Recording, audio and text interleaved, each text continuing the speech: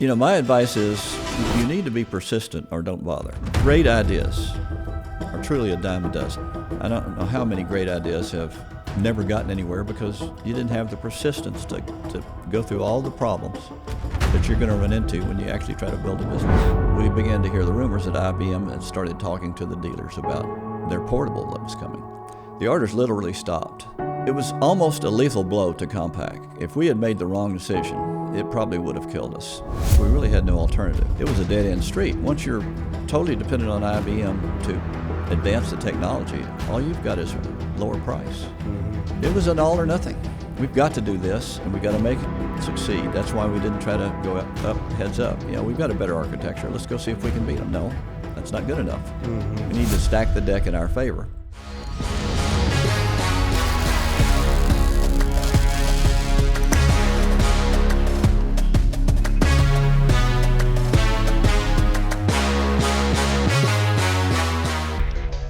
When does a founder know it's time to step down? It's hard to know. I had always said, when I'm not able to do it, I should be replaced. I'd been open about that. But how do you know when you're not able to do it anymore? And I think subconsciously I became argumentative with the board and almost sort of forced it to happen. It's hard to say, but part of me realized much later that that's probably what was going on. Yeah, I'm sure it's, at the time it feels sad or even maybe like a failure, right? I think a lot of founders feel that way, like, oh, this was my baby. You couldn't feel like a failure with that kind of success. No, I don't think that. I wouldn't characterize that for you, but what I mean is that, speaking to our startup founders, right? There's a journey with companies, and I think about that with myself, with my own company, right? At some point, I'm not going to be, driving the business. And they shouldn't feel that way. And it sounds like you didn't, definitely, because you had this amazing 10-year history with Compaq, and sometimes it is time for someone else to step in and do their thing at that size of the company, right? So you have someone that's great at building startups and someone that's great at running businesses, and it looked like you were great at doing both, right? And then there's all these other factors that factor in, the board, the stock, there's different things that all contribute to a decision. And so I remember, the news there, and just this, how many employees really, just an outpouring of employees at Compaq for you, which I think reflects on you and your management style of building that business and that culture, right? They were generally sad to see you go. And that was very rewarding. I had no idea. There were some demonstrations out in front of the company.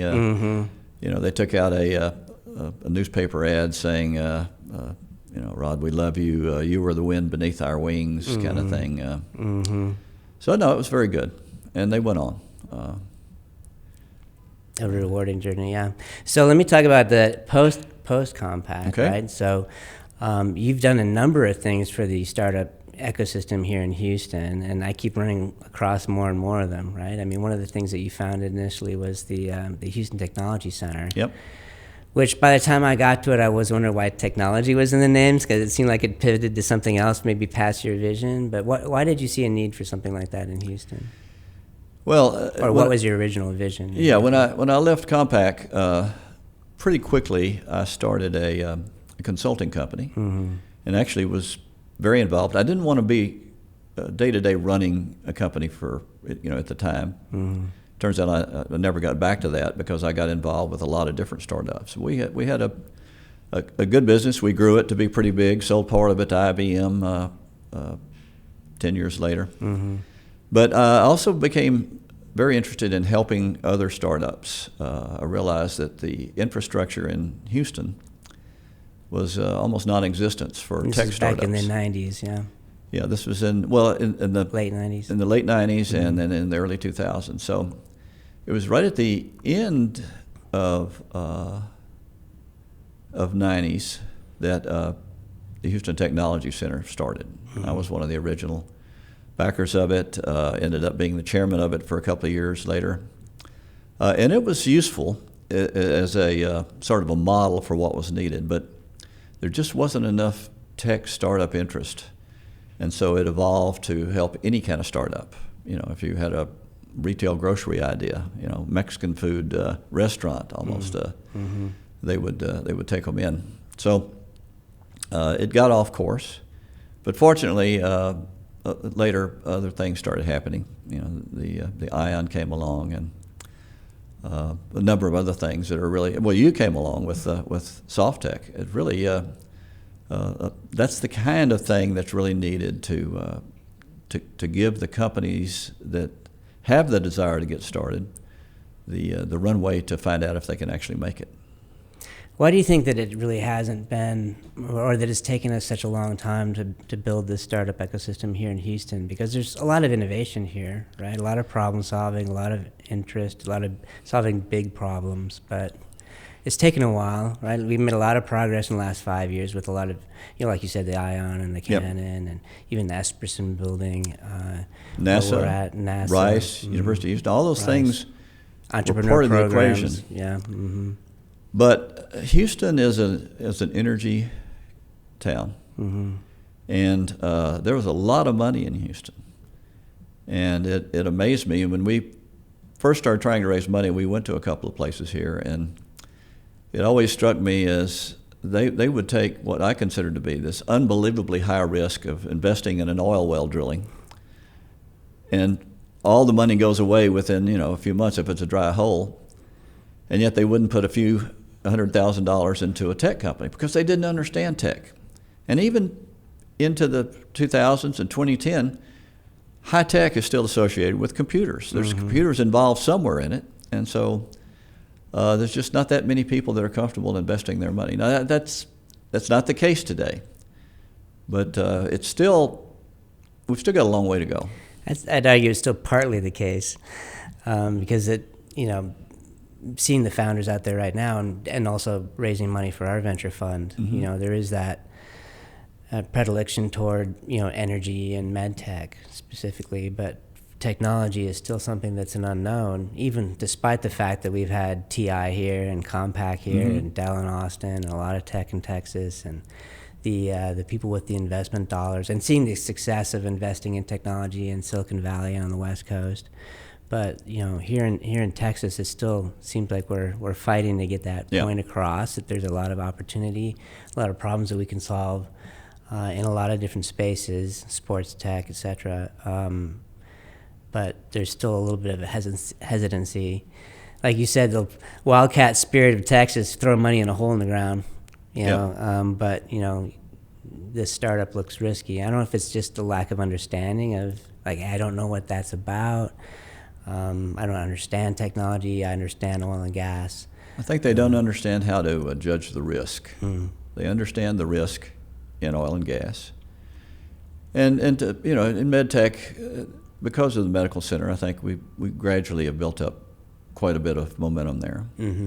But you've got Austin now, that's sort of the computer tech world with all the chip companies, and Dell being there, Dell XP, is the anchor there in the early days. So yeah, Austin has become the biggest magnet in Texas for that kind of company, but Houston's also doing it. Well, and you also founded GOOSE Capital, right, as a venture firm, or actually, it's not a venture firm; it's a super angel group, I guess, is how I would characterize it. What was your thinking behind that? You founded that with, is it Jack Gill, right? Jack Gill, and there were 6 of us that started out. The idea that Jack and a professor at Rice had come up with was, we've got a good business plan competition model at Rice, but we're here in Texas, and again, you know, nobody thinks of Houston as a place you want to go do your business plan. And so they brainstormed it and came up with the idea, well, the way we get the word out is we attract people with money. For some reason, people in other parts of the world, like MIT and even Stanford, didn't have a large first place prize in their business plan competitions. So they decided that if we could raise $100,000 as our first place prize, that it would attract a lot of people. First year, it attracted a few more, but then gradually it really worked. And of course, the prize increased too. We kept increasing it 200,000, 300,000. It's up over 1 million now.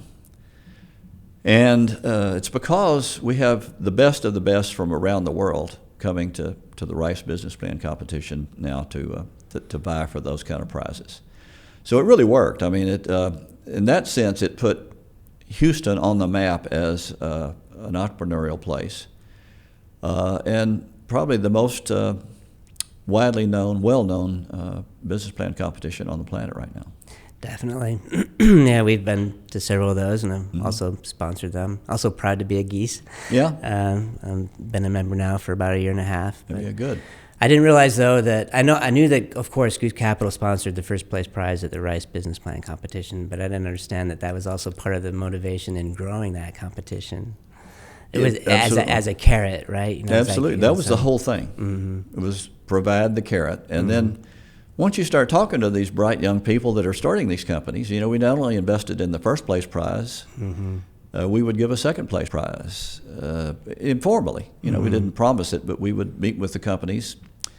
And if we liked what they said in the competition, then we would talk to them more. And in several cases, we invested in more than just the first place winner.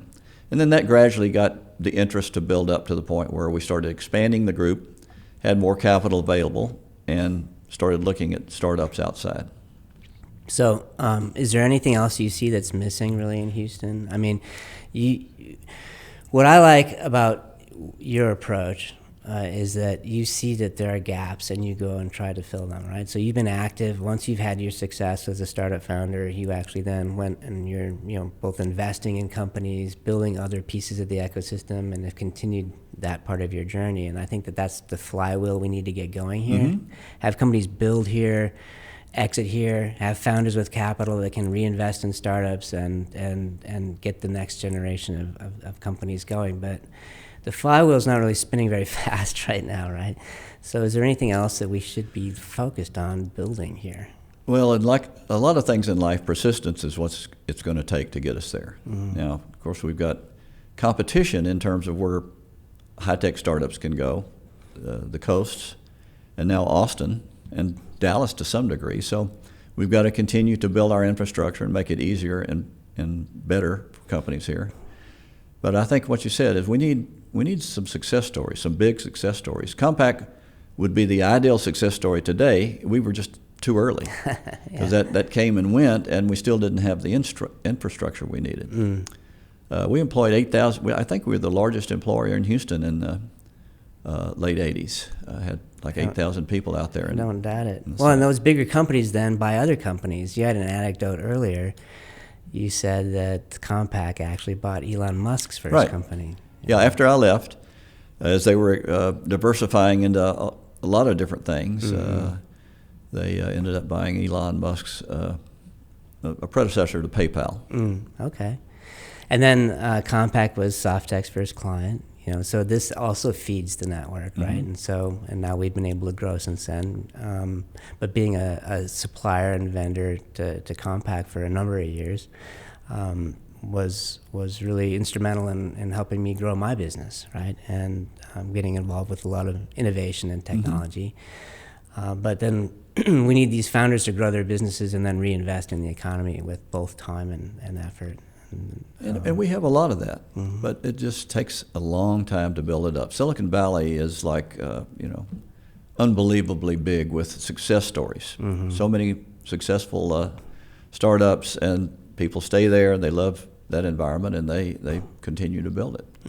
So I don't think we need to think in terms of catching Silicon Valley. We just need to build Houston to the point where it's a thriving, high-tech place to be. And is that important? I think it is, because I think if you're interested in your hometown, your city, continuing to be a good place to live, you need things that help the economy. You need jobs. I don't remember the numbers, but people would guess the number of jobs other than at Compaq that Compaq had created here. Home sales, home construction, grocery stores, all of that, all of the things that people use grew dramatically, as well as Compaq itself. That's true. I think whole neighborhoods sprung up Yeah. around the campus there at Compaq in the 1960 area. And then we attracted suppliers. We had suppliers that we were using that were in other parts of the country. But when we got big enough, they would build a facility, a plant, a warehouse near us, and so they would hire people. So it's a network. Well, talk about what you're doing now. I mean, how are you forging the future? Yeah. Well, interestingly, one of the boards, I actually have been kind of unwinding, trying to retire and play more golf, but I haven't been very successful at it. One of the boards I'm on now is a company called Outrider. They're based in Denver, and they build autonomous trucking systems to go into distribution centers. They don't go out on the road. They're behind the fence, and so it's a little bit easier problem to solve when you're moving empty trailers around inside a distribution center. The CEO and founder of that company won the Rice Business Plan competition in 2007. He was the second first place prize that the Goose Group put up. It was a different company, but it was in the trucking industry. So we invested in that. We mentored him, sold the company, made a 3X, I think, on our small investment. But it was, a good thing to have a successful exit. And then a few years later, he comes back with this idea for something in the autonomous trucking world. And we back him, and I go on the board, and I've been on that board now for probably 6 years. And they're getting very close to being in full production, which should happen early next year. So anyway, that's been something that's kept me in the game.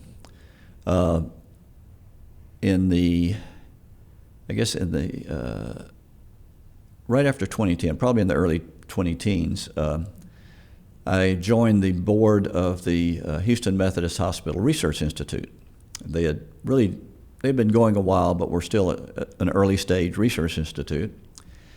And interested in technology, I became interested in medical technology. That's really was my first exposure. And so I watched the scientists and researchers they hired develop some amazing new therapies and treatments.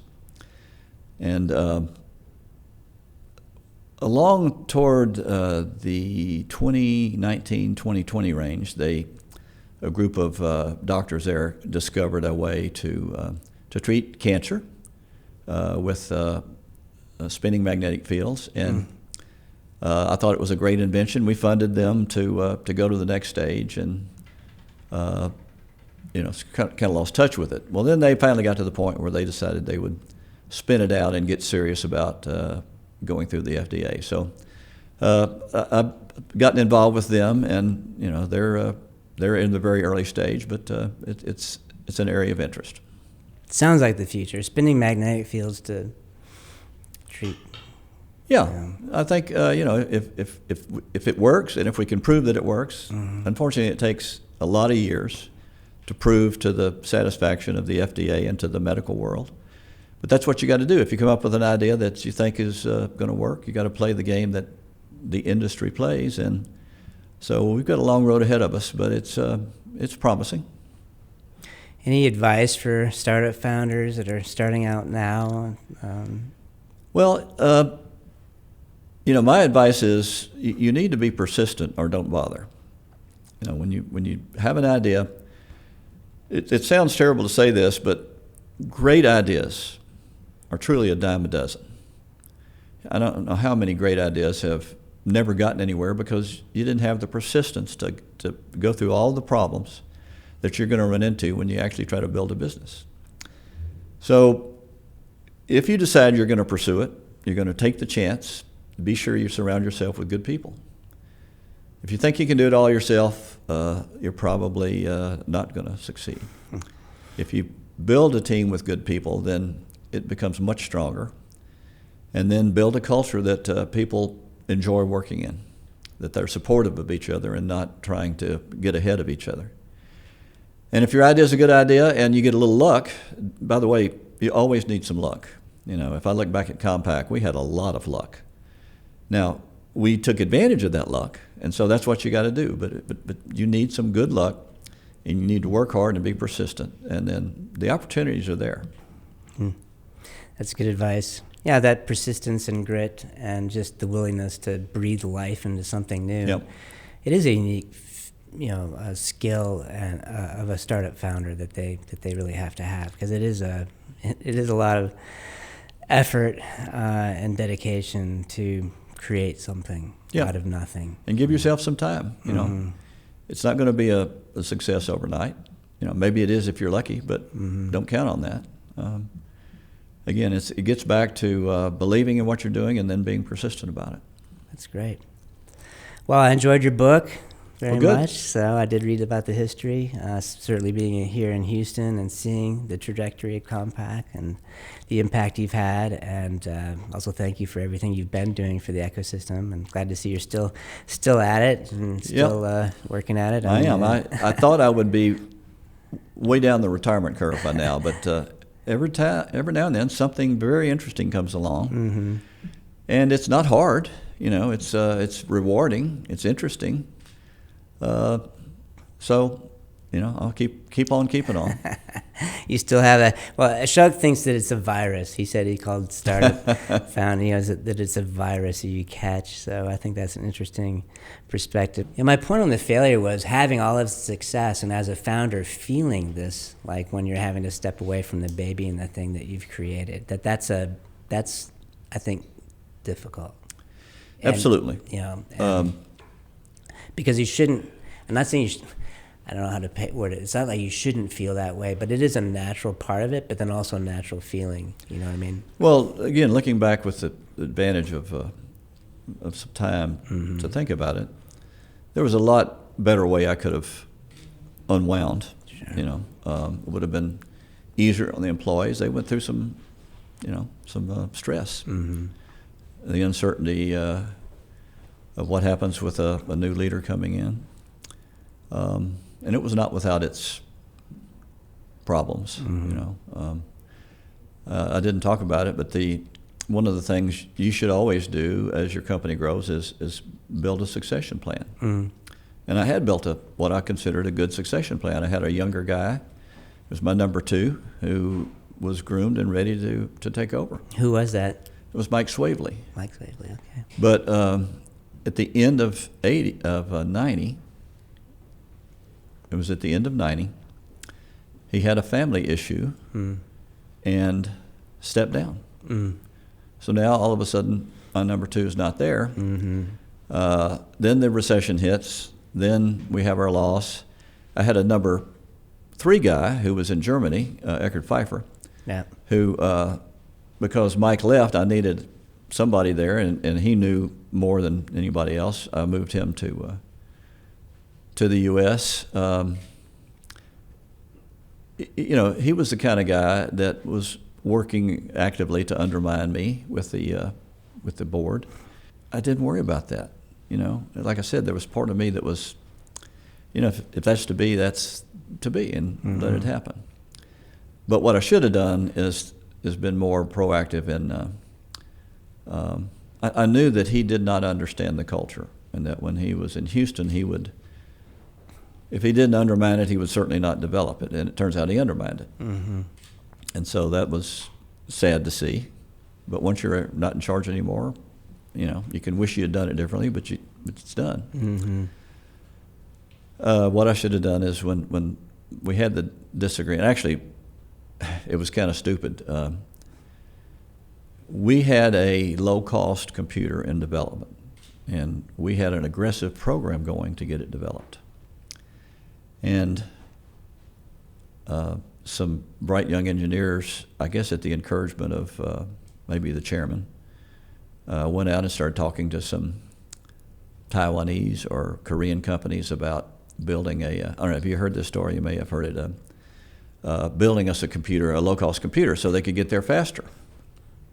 Well, see, we had gone down that path in 1984, and we had learned that they promise you all this stuff, and then once they get you there, then there's all sorts of ways they slow down and they add cost. And so we said, no, look, we know how to do it better, and we'll get there quicker than they will. Yeah. And then, of course, what happened was after I left, they started working with these guys, and there were delays, and they ended up coming out at the same time we had said we would complete our internal computer. Mm-hmm. But of course, nobody's ever going to admit that, you know. Yeah. Oh yeah, we screwed up. Never mind. No, that wasn't. It wasn't even important. It was just it proved the fact that the path we were going down would have worked. But that wasn't all to the story, because they had to go very aggressively after the low end. You didn't just come out with one. You came out with a range of products, and Mm-hmm. I was probably not the right guy to do that. Where I was taking us was down the path of servers. You know, we knew that our architecture combined with the advancing microprocessors, and then we'd come out with a multiprocessor server system, the System Pro, and it was blowing away the mini computers of DEC and HP in terms of performance, and but you needed a whole lot more infrastructure in the company. You needed field service and support. And that's really the path that Dell ended up taking, Yeah, I think. well, you had to. Yeah. That's where the growth opportunity was. Mm-hmm. But Dell didn't innovate on anything technically. They followed us in that path. Mm-hmm. They followed us in the architecture path.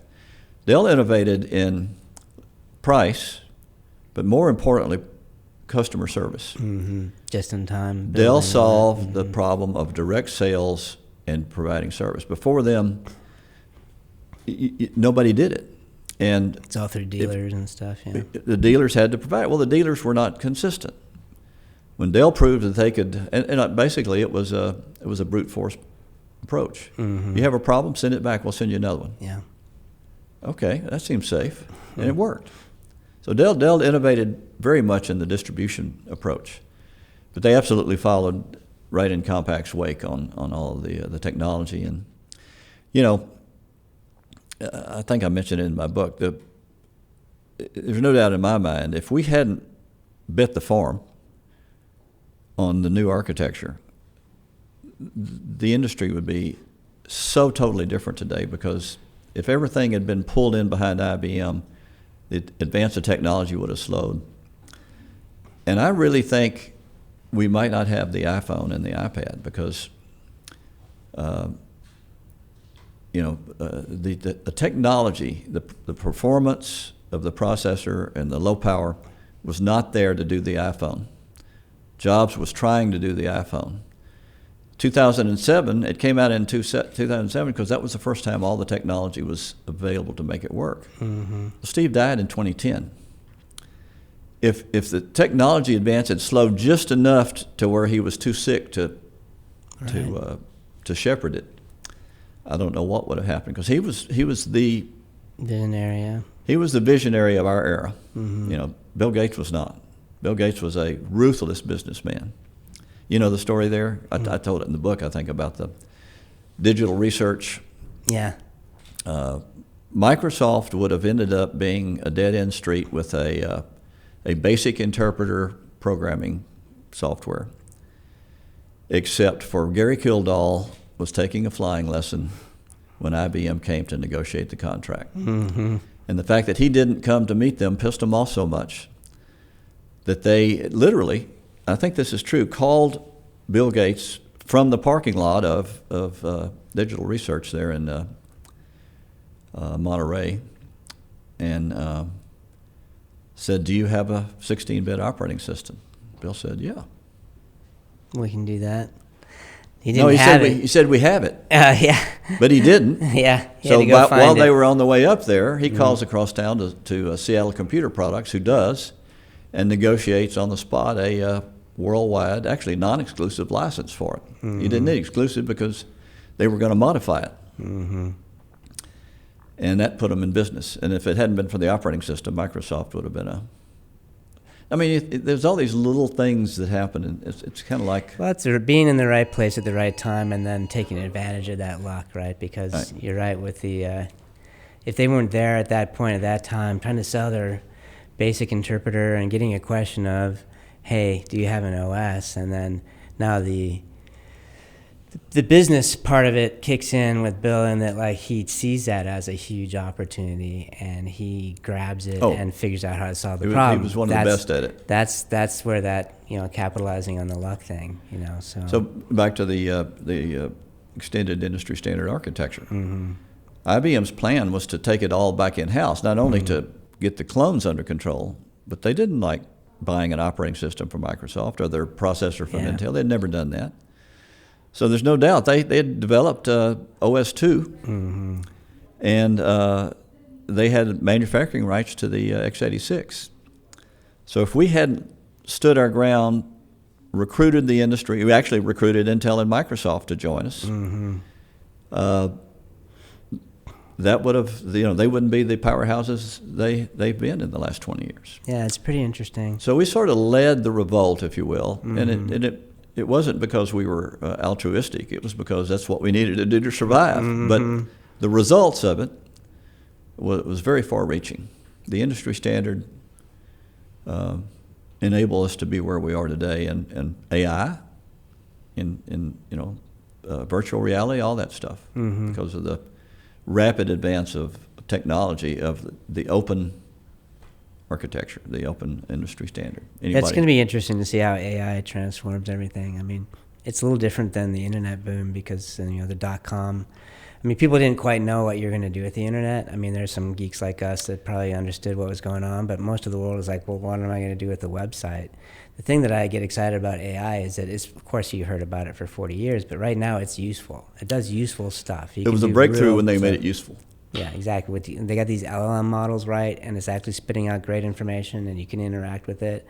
And now I don't I go to ChatGPT first if I'm trying to learn something, right? I'm trying to find information, Google search, whatever information is the front end.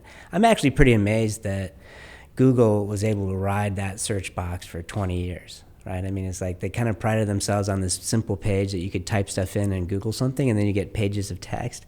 I mean, and nothing actually changed until like now. Now it is ChatGPT. Yeah, I mean, that's what it is. Power of the brand. Because it's very limited. It's kind of like index cards. We're back in the day, but now you can talk to it. Right? It's actually smart enough. I mean, Alexa is dumber than a stone. It's amazing that it's been so stupid for so long, but now AIs can actually, communicate and make sense. I don't get everything right, but I mean, it's not like, So the fact that it's very smart in that regard, does that mean it's going to start thinking and telling you what to do? Well, there's a lot of things that... my point is there's no data that shows that. Yeah. It's a data point that you can imagine, wow, if it can do that, maybe it can do everything. Mm-hmm. Well, no, it can't. Yeah. Maybe someday. There was this experiment that showed that if you feed AI, output from AI, you get garbage. Yeah. And, they're good at doing all these things right now, like art and the written word and all that, because they had to be trained on what humans did with all that in the first place, right? And so you're still going to always need the creativity part of it. But it's going to be an interesting 10 years. Yeah, no, it's going to be, it'll be a tricky ride. Yeah. At SoftTech, we don't just follow the trends, we set them. As the founder and CEO, I've built a team that excels in delivering cutting-edge solutions in software, hardware, and IoT. From concept to completion, we're the partner that turns your tech dreams into reality. SoftTech, where innovation starts. Well, I have a little swag bag for you, some socks. So I actually have, I do have some golf socks in case you ever get to that, and then also some SoftTech rocket socks, since startups and rockets are synonymous nowadays, especially in Houston. So thank you for coming on and sharing some of your words of wisdom with the audience. And thank you for the socks. Yeah, definitely. And maybe someday you'll work on your handicap, but I'm looking forward to seeing what's next for you. Well, thank you for doing what you do with SoftTech. I really believe it's a critical part of building what we're talking about, which is the infrastructure in Houston.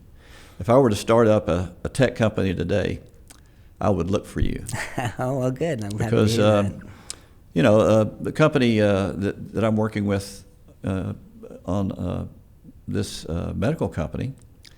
Biotechs is a similar company, but it's in the medtech world, and they've got all of the infrastructure you need as a startup to help you with the design, help you with the production of the prototypes, all the things you need. You do that too, but with a different slice. And that is what's needed to really allow entrepreneurs a chance to succeed. If you can't succeed in that world, then you need to go do another idea, because you're not going to let them fail if you can help it. And that's a whole different world, I'm a big believer. From the early 80s. Yeah, well, that's true. There weren't accelerators here, and I think that we do need more. And there is some correlation between having more accelerators and having more venture capital, and then of course with supporting the startups, that's where you can reach critical mass. So we're giving it a shot. Yep, keep on keeping on. Well, thank you, Rod, and good luck on your next startup. Yep, I'm excited about it. I know how important staying informed is for innovation and growth. The Forging the Future newsletter brings you the best in tech trends, startup advice, and industry insights. Join our community and forge your future with us. Subscribe now.